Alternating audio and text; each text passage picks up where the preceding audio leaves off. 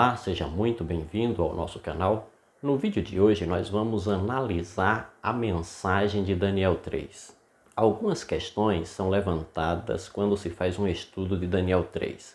Os críticos afirmam que a mensagem de Daniel 3 é uma lenda. Quais são os argumentos usados? Como refutar esses argumentos?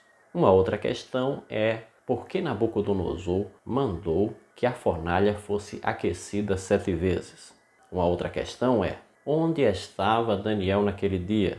E por último, qual a mensagem de Daniel 3 para nós que vivemos hoje? A primeira questão: por que os críticos afirmam que a história de Daniel 3 é uma lenda? Um dos argumentos usados pelos críticos é que Daniel 3 tem algumas informações que parecem ser bizarras e não condiz com a realidade. Por exemplo, a primeira informação é a informação sobre a altura e a largura da estátua. O texto bíblico afirma que a estátua tinha 60 côvados de altura e 6 côvados de largura. Traduzindo para as medidas atuais, daria mais ou menos uma medida aproximada de 27 metros de altura por cerca de 2,85 metros de largura. E segundo os críticos, essas medidas não são adequadas com as proporções da figura humana. A figura humana normalmente tem a seguinte proporção: a altura é cerca de 5 vezes maior do que a largura. Isso é o mínimo. Por exemplo, uma pessoa de 2 metros deve ter a largura dos seus ombros em torno de 40 centímetros. Esse é um padrão, pode variar um pouco para mais ou um pouco para menos, mas esse é o padrão da figura humana. No caso, nas descrições da estátua, a figura ali representada está com a proporção de 10:1, ou seja, a altura da estátua é 10 vezes maior do que a sua largura. Como refutar esse argumento? Não é tão complicado assim. Primeiro que o texto bíblico descreve a altura da estátua e a sua largura. Mas essa descrição seria somente da estátua, considerando dos pés até a cabeça, ou também considerando a base, onde a estátua foi colocada? Se considerarmos a base, poderemos ter uma informação um pouquinho diferente, uma compreensão um pouco diferente da realidade dessa estátua. Por exemplo, a Estátua da Liberdade, que está nos Estados Unidos, ela tem uma altura de 92 centímetros, mas essa não é a altura do corpo da estátua.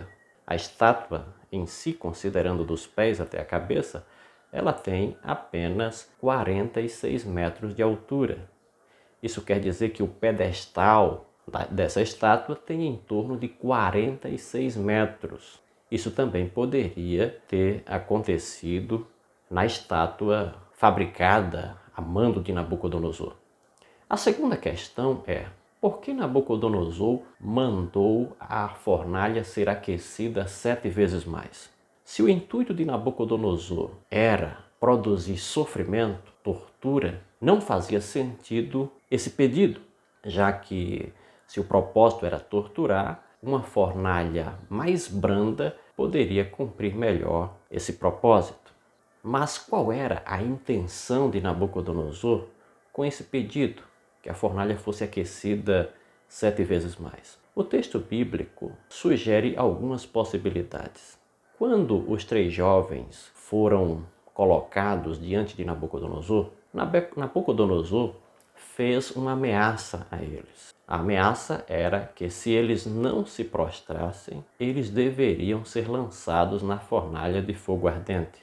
A resposta desses 3 jovens foi muito impressionante. Eles disseram: Nabucodonosor, se o nosso Deus a quem servimos quiser nos livrar, ele nos livrará da fornalha de fogo ardente e das suas mãos, ó rei. Mas se não, fique sabendo que nós não adoraremos a imagem de ouro que você levantou, e nem serviremos aos seus deuses. O texto bíblico afirma que Nabucodonosor ficou irado com a resposta dos jovens. e ele ordenou que a fornalha de fogo fosse aquecida 7 vezes mais. Então, tudo indica que o motivo pelo qual Nabucodonosor ordenou o aquecimento da fornalha 7 vezes mais é porque ele temia que alguma coisa acontecesse, que o Deus dos 3 jovens fizesse algo que pudesse livrá-los da fornalha de fogo ardente. Então, aquela ordem para se aquecer a fornalha 7 vezes mais partia de uma crença infundada de Nabucodonosor de que se a fornalha fosse aquecida 7 vezes mais, o Deus de Israel não seria capaz de livrar os jovens hebreus. Isso se deduz da fala de Nabucodonosor, porque quando ele dar essa ordem para a fornalha ser aquecida, ele depois diz aos 3 jovens: "E quem é o Deus que poderá livrar vocês da minha mão?" Então Nabucodonosor cria que se a fornalha fosse aquecida 7 vezes mais, Deus não poderia livrar esses 3 jovens das suas mãos. A outra pergunta é: onde estava Daniel naquele dia? Algumas pessoas sugerem que Daniel poderia estar presente ali e simplesmente não foi notado. Essa informação carece de fundamento, principalmente quando nós analisamos o contexto anterior e posterior do livro. Daniel sempre se mostrou uma pessoa extremamente fiel a Deus e que não negociava nem mesmo com a aparente forma de não piedade. Não, ele não fazia isso. Ele não dissimulava a sua fé. Então, essa informação carece de base bíblica. Então, precisamos pensar em outras possibilidades. Uma das possibilidades é que durante este evento Daniel poderia estar a serviço do rei em um outro lugar, em uma outra província, em um local um pouco distante, e dessa forma ele não pôde estar presente na consagração da estátua. Outra possibilidade é que Daniel poderia estar doente e por causa da sua doença ele não pôde estar presente ali. Uma outra possibilidade é que, por exemplo, o rei Nabucodonosor conhecia a fé de Daniel no Deus verdadeiro. Provavelmente Nabucodonosor conhecia que a religião de Daniel era monoteísta e ele jamais iria adorar outra divindade. Então, para não constranger Daniel, provavelmente Nabucodonosor não o convidou para a consagração da estátua. Essa é outra possibilidade. E qual é a mensagem de Daniel 3 para nós em nossos dias? A mensagem é que nos últimos dias, conforme Apocalipse 13, o povo de Deus vai enfrentar uma situação adversa semelhante à situação enfrentada por esses 3 jovens. Ou seja, os governantes da terra poderão adotar uma forte repressão contra aqueles que são fiéis a Deus. Ou seja, pode ser estabelecida por lei uma forma de religião ou uma forma de submissão aos governantes da terra que, se o servo de Deus se submeter aos governantes da terra, terá que violar a lei de Deus. Porque naquela ocasião, a lealdade desses 3 jovens a Nabucodonosor teria que automaticamente fazer com que eles fossem desleais a Deus. Adorar a estátua, se curvar diante dela, equivalia a transgredir o primeiro e o segundo mandamento da lei de Deus. Isto quer dizer que poderemos ter nos dias finais um tipo de situação no mundo onde, para que possamos ser um cidadão normal, para que possamos gozar do favor dos governantes da terra, tenhamos que transgredir a lei de Deus. E isso vai obrigar o povo de Deus a tomar uma decisão.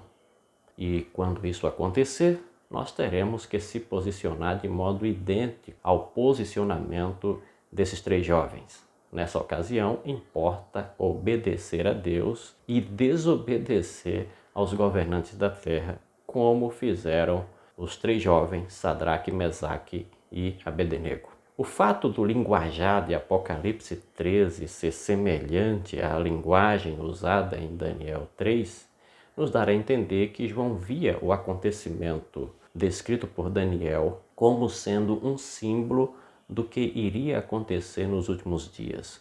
onde seria feita uma imagem da besta e seria ordenado às pessoas que adorassem essa imagem. E quem não adorasse essa imagem deveria ser decretado a morte a eles.